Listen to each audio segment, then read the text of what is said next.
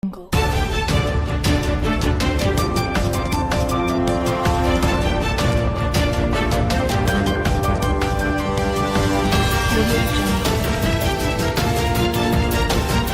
ጤና ይስጥልኝ የታማኝ መረጃ ቻናል ተከታታዮች በየሰዓቱና በየዕለቱ የሚወጡ የተመረጡ አዳዲስ መረጃዎችን በየሶስት ቀን ጠቅለል አድርገን በሳቢ መልኩ የምናቀርብበት የመረጃ ሰዓታችን ደርሷል።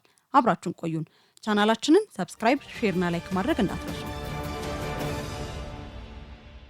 መፈንቅለ መንግስት ለህወሓት መጥፊያው ነው። ህወሓት ጀነራል ታደሰ ላይ በአደባባይ የዛተ ራሱ ላይ ከፍተኛ አደጋ እየጠራ ይገኛል። የህወሓት ቃል አቀባይ አቶ ሚካኤል አሰግዶም ከቢቢሲ ጋር ባደረጉት ቃለ መጠይቅ የትግራይ ክልል ጊዜያዊ አስተዳደር ፕሬዝዳንት ሌተናል ጀነራል ታደሰ ወረደ የስልጣን ርክክብ የማይፈጽሙ ከሆነ ስህተት እንደሚሆን መግለጻቸው ተሰምቷል። ቃል አቀባዩ በሰጡት በዚህ ቃለ ምልልስ በፕሪቶሪያ ስምምነት መሰረት የፌዴራል መንግስቱ የጊዜያዊ አስተዳደሩን የስልጣን ዘመን ለሁለተኛ ዙር ማራዘም እንደሚቻልና መሾምም የፌዴራሉ ድርሻ መሆኑን በካድና በዘነጋ መልኩ ያለኝ ፍላጎትና ምክር ጀነራሉ መሾሙ ስህተት በመሆኑ አንቀበለውም ሲሉ ለፈረሙት ስምምነትም ሆነ ለፌዴራል መንግስቱ ውሳኔ ተገዢ እንደማይሆኑ ይፋ አድርገዋል። ቡድኑ በጀነራሉ ላይ እያደረሰ የሚገኘው ግልጽ ማስፈራሪያና እንቅስቃሴ ከፌዴራል መንግስቱ ጋር ይፋዊ ጦርነት ውስጥ ለመግባት ጸብ ያለሽ ዳቦ አይነት መዳፈር ነው። ቡድኑ የጊዜያዊ አስተዳደር መንግስቱ ላይ ሊፈጽም ያቀደው መፈንቅለ መንግስት አንድም ከራሱ ተገንጥለው ወጡት እነ ዓለም ገብረ ዋህድና የነጻ መሬቱ ኃይል እንዲሁ ከፌዴራሉ መንግስት በኩል በሚወሰድበት ያጸፋ እርምጃ ታሪክ ሆኖ ሊያበቃ እያንደረደረው ይገኛል። ይህም ብቻ ሳይሆን በዓለም አቀፍ ማህበረሰቡ በሚደርስበት ውግዘት የሚደርስበትን ኪሳራ ማሸነፍም አይችልም። ከዚህም ጋር ተያይዞ አሜሪካ የህወሓት ወታደራዊ አዛዦችና መሪዎችን ሀብትና ንብረት ልታግድ እንደሆነ ጭምጭምታዎች እየተሰሙ ይገኛሉ። ከወራት በፊት አሜሪካ ጄኖሳይድ የፈጸመውን ሙስሊም ብራዘርሁድ በአሸባሪነት መፈረጇ የሚታወስ ነው።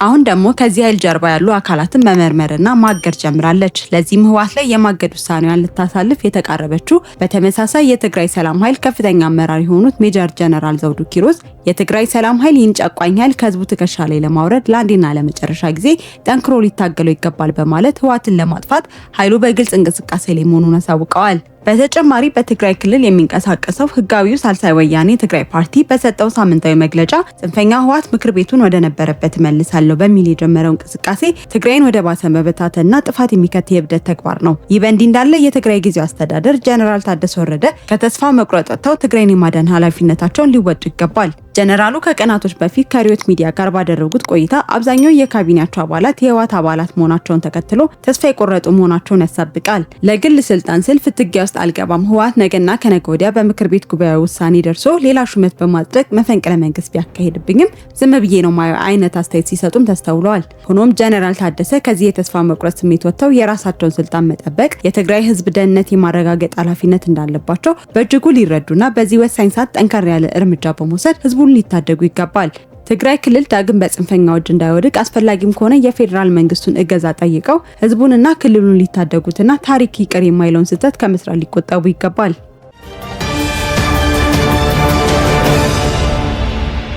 ወደ ቀጣይ ዜና ተሸጋገርን። በነ ጀነራል ምግበ በኩል ፋኖ የታጠቀው በርካታ መሳሪያ ተማርኳል። ሚያዝያ 21 2018 ሰራዊቱ በራያ ቆቦ ወረዳ በማያ በባይባዋ ጸበለትና አካባቢው ባደረገው ተከታታይ ስምሪት በርካታ ታጣቂን በመደምሰስ ያመለጠው ታጣቂ ሲፈረጥጥ አንጠባጥቦ ጥሏቸው ሄዳቸውን በርካታ ተተኳሾች መማረክ ችሏል። ከጸረ ሰላም ቡድኑ የተማረከው መሳሪያና ቁሳቁስ በአጠቃላይ 515 የ82 ሚሜ ሞርተር ጥይት፣ 520 የ82 ሚሜ ሞርተር ፊውዝ፣ 43 የ82 ሚሜ ሞርተር ካምሱሩ፣ 818 የ12.7 ሚሜ ዶሽቃ ጥይት፣ 47080 የሜትሬስ ብሬን ጥይት፣ 48 ቆመ ጠብቀኝ መሳሪያ፣ አንድ ተተካይ ክላሽ ብሬን እና 137 የኤኬኤም ክላሽ ማጽጃ ነው። እኚህን መሳሪያዎች ከወራት በፊት ምግበ ወደ ኤርትራ በመጓዝ ከግብጽ በኩል የተላከላቸው መሳሪያ ተተኳሽ ወደ ኢትዮጵያ ይዞ በመግባት በሁለት ተሳቢ ለወሎ የጃውሳ ክንፍ ያበረከታቸው መሆኑ ታውቋል። እንግዲህ ኢትዮጵያን ለማፍረስ የሚታትሩት እነ ግብጽና ኤርትራ ገንዘባቸውንና የመሳሪያ ድጋፋቸውን መና እየቀረ በራሳቸው እጅ ለኢትዮጵያ ሰራዊት ተጨማሪ የመሳሪያ በረከት እያቀረቡ አቅሙን የበለጠ እያሳደጉለት ይገኛል።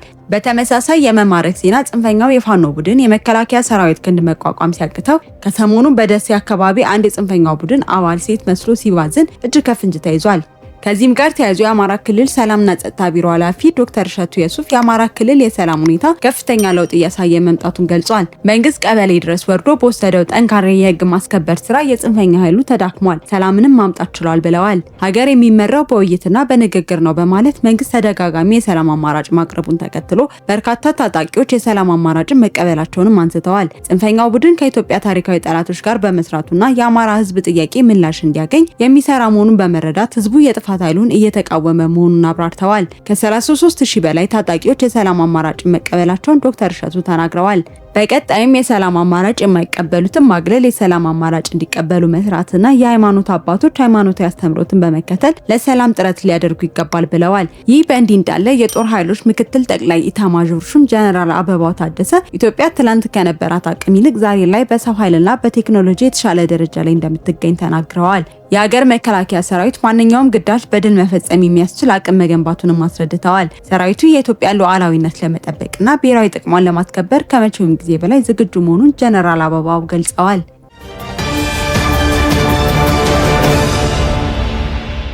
ወደ ቀጣይ ዜና ተሸጋገርን። የህወሓት የጦርነት ዝግጅት። ህወሓት ከክልሉም ከኢትዮጵያም አልፎ በቀጠናው ላይ የሚያደርግ ጸረ ሰላም እንቅስቃሴ ላይ የሚሳተፍ ከአልሸባብ ሽብር ቡድንም ጋር እንደሚሰራ በግልጽ የተናገረ ድርጅት ነው። ከሰሞኑም አዲስ ዓለም ቤሌማ ከዲያስፖራ የወያኔ ደጋፊዎች ጋር ባደረገው የዙም ውይይት ላይ ስለ ሻዕቢያ አዲስ ሚስጥራዊ መረጃን አጋልጧል። አዲስ ዓለም ስለ ሻዕቢያና ጽምዶ ለተጠየቀው ጥያቄ ከሻዕቢያ ጋር የነበረን ግንኙነት ታክቲካል የነበረ ቢሆንም አሁን ግን በአንድነት ልንዋጋ ወደምንችልበት ደረጃ አድገናል፣ እንዲሁም የወደብ አገልግሎትም እንድናገኝ ፈቅደውልናል ሲል ከባድ ሚስጥርን አጋልጧል። ይህም ጽንፈኛው ህወሓት ትግራይን ገንጥሎ ሀገር የማድረግና እንደ ኤርትራ ህዝብ አፍኖና ቀጥቅጦ የመግዛት አካሄድን በትኩረት እየሰሩበት መሆኑን ያጋልጣል። በተጨማሪ ጽንፈኛው የህወሓት ቡድን የቀድሞ መንግስት ለመመለስ የወሰኑትን የጦርነት ውሳኔ ተግባራዊ ካደረገ ማግስት ውስጣዊ ግዢዎችን ለመፈጸም የሚያስችላቸውን የራሱን ገንዘብ ለማተም እቅድ በማዘጋጀት ላይ መሆኑን የቡድኑ ማዕከላዊ ኮሚቴ አባል ፋና አብርሃ ይፋ አድርጓል። ከዚሁ የጦርነት እንቅስቃሴ ጋር ተያይዞ ህዝብ መሰረት ልማት፣ ትምህርትና ጤና በሚጠየቅበት በዚህ ወቅት አረመኔው ስብስብ ለጦርነት የሚውል ገንዘብን ከህብረተሰቡ በጉልበት እየወሰደ ነው። ባሳለፍነው ሳምንትም ቡድኑ የመቀለ ከተማና አካባቢው ነጋዴዎችን በሐውልቲ አዳራሽ ሰብስቦ የህወሓት ማዕከላዊ ኮሚቴ በአክሱም ከተማ ያደረገውን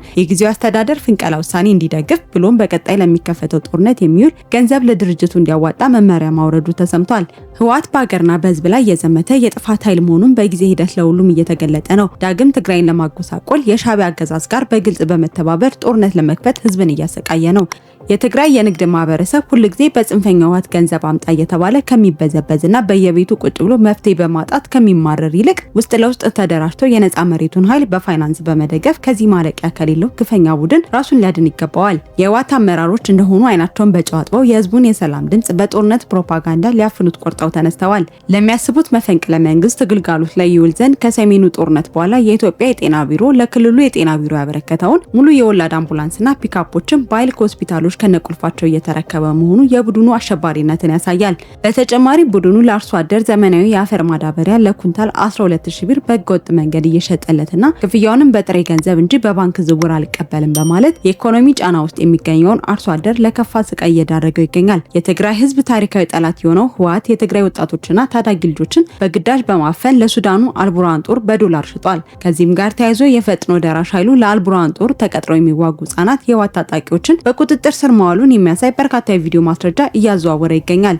ትላንት የፈሰሰው ደም ሳይደርቅ ዛሬም ሌላ የደም አውድማ ለመጋበዝ የሚሯሯጠውን ስብስብ ማስቆም ያስፈልጋል የምንለው ለዚህ ነው።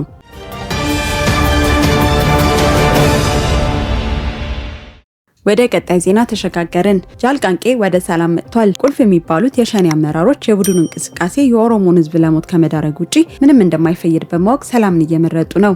በዚህም አሸባሪው የሸኔ ታጣቂ እንደ መሪ የሚያየው ብቸኛው ሰው ጃልቃንቄ ምክትሎችን ጨምሮ ከበርካታ ታጣቂዎች ጋር ባሳለፍነው ሳምንት ወደ ሰላም መጥቷል።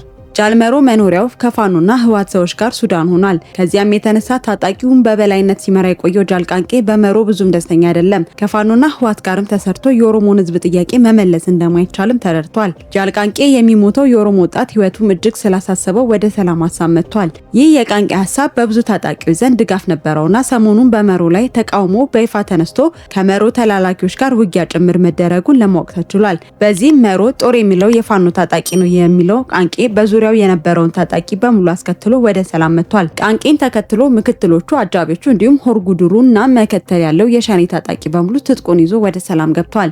ጽምዶ በሚል እነ ጃልመሮ ከጸረ ህዝቦቹ ጽንፈኞች ጋር የፈጠሩት ጥምረት የኦሮሞን ህዝብ ለከፋ በደል እንደሚዳርገው የተረዳው ታጣቂ በህዝቤ ላይ ለሚደርሰው ግፍ ከዚህ በላይ ተባባሪ አልሆንም በሚል ወደ ሰላም መጉረፉን ቀጥሏል። በአጠቃላይ የጃል ቃንቄ ወደ ሰላም መምጣት የሸኔን የጀርባ አጥንትን የሚሰብር ትልቅ ስህተት ሆኗል። የሸኔ የአመራር ስትራቴጂክ እቅድና የሞራል ድጋፍ ማጣት ቡድኑን ለረጅም ጊዜ ዘላቂ ጥቃት መፈጸም የማይችል የተዳከመና እየተበታተነ የሚሄድ ኃይል አድርጎታል።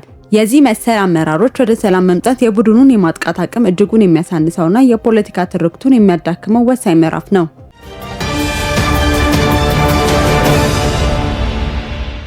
ወደ ቀጣይ ዜና ተሸጋገርን። ኢትዮጵያ በከፍተኛ ፍጥነት እየተገነባች ነው። ጠቅላይ ሚኒስትር አብይ አህመድ የማህበራዊ ልማት ምርታ ለሀገር ግንባታ በሚል መሪ ቃል በተዘጋጀውና በማህበራዊ ዘርፍ ባለፉት ዓመታት የተመዘገቡ አበይት ውጤቶች በቀረቡበት የምክክር መድረክ ተገኝተው ሀሳባቸውን አጋርተዋል። ጠቅላይ ሚኒስትሩ የማህበራዊ ዘርፍ ግንባታ እንደ ሌሎች መሰረተ ልማቶች ውጤት ወዲያው የሚታይ የሚጨበጥ ባይሆንም ለሀገር ዘላቂና ወሳኝ መሰረት የሚጥል ነው ብለዋል። ኢትዮጵያ በሚገጥሟት ተግዳሮቶች ሳትገደብ ከሚገመተው በላይ በከፍተኛ ፍጥነት እየተገነባች መሆኗን ጠቅሰዋል። ምንም እንኳን የአቅም ውስንነቶች ቢኖሩም ለማሻሻል ያልተሞከረ የማህበራዊ ዘርፍ እንደሌለ ገልጸዋል። በዘርፎች የታለመው ሁሉ በተግባር እንዲተረጎምና ተገቢውን ዓላማቸውን እንዲያሳኩ ብዙ ስራ እንደሚጠበቅም አስገንዝበዋል። መንግስት የሚጀምራቸውን ስራዎች ሌላው የማህበረሰብ ክፍል እንደ አንድ ባለድርሻ ኃላፊነት ወስዶ በጋራ መቆም እንደሚኖርበትም አሳስበዋል። ኢትዮጵያ ያላትን ሰፊ ዕድል ለመጠቀምና ውጤት ለማምጣት ዜጎች የተቀናጀና የተገለጠ የጋራ እይታ ሊኖራቸው እንደሚገባ ጠቅላይ ሚኒስትር ዶክተር አብይ አህመድ ገልጸዋል። በርትቶ በመስራት በመሮጥና በመልፋት ሀገራዊ ለውጥ ማምጣት እንደሚቻል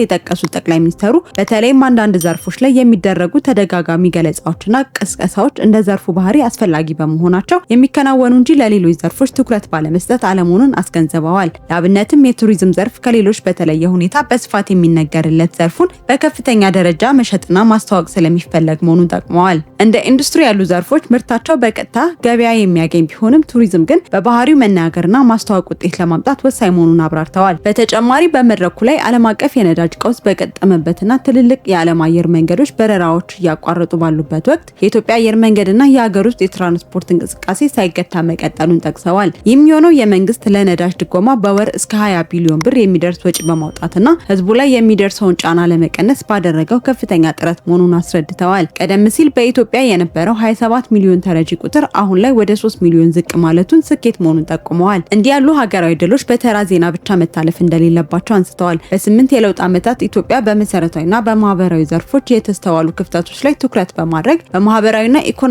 ዘርፎች ስርዓታዊ ሽግግር አድርጋለች። በትምህርት ዘርፍ አዲስ ስርዓት ትምህርትን በመተግበር የመማሪያ መጻሕፍትን ስርጭት በማሻሻል እንዲሁም የከፍተኛ ትምህርትና የሀገር አቀፍ ፈተና ስርዓቶችን በማዘመን የትምህርት ዘርፉ ጥራትን ተአማኒነት እንዲላበስ ተዳርጓል። የጤናው ዘርፍ ለ30 ዓመታት የቆየውን ፖሊሲ በመከለስ ከመከላከል ጎን ለጎን አክሞ የማዳን አገልግሎት ላይ ትኩረት አድርጓል። የኢኮኖሚ ማህበራዊ አቅምን የመገንባት ስራዎችን በተመሳሳይ መልኩ ውጤታማ ሆነዋል። ሀገር ውስጥና በውጭ ሀገር የስራ ስምሪት ከ19.8 ሚሊዮን በላይ ለሚሆኑ ዜጎች የስራ ዕድል መፍጠር ተችሏል። በአጠቃላይ ኢትዮጵያ እያከናወነች ያለችው የልማትና የግንባታ ጉዞ ለተነሱ ጥያቄዎች ሁሉ ተግባራዊ ምላሽ እየሰጠ መሆኑንና ይህም የዜጎችን ተጠቃሚነት የሚያረጋግጥ መሆኑን ጠቅላይ ሚኒስትሩ በንግግራቸው አጽንኦት ሰጥተውበታል። የዛሬው የ3 ቀን መረጃዎቻችን እነዚህን ይመስላሉ። በቀጣይ ወቅታዊ ታማኝ መረጃዎች እንዲደርሷችሁ ቻናላችንን ሰብስክራይብ ማድረግ እንዳትረሱ።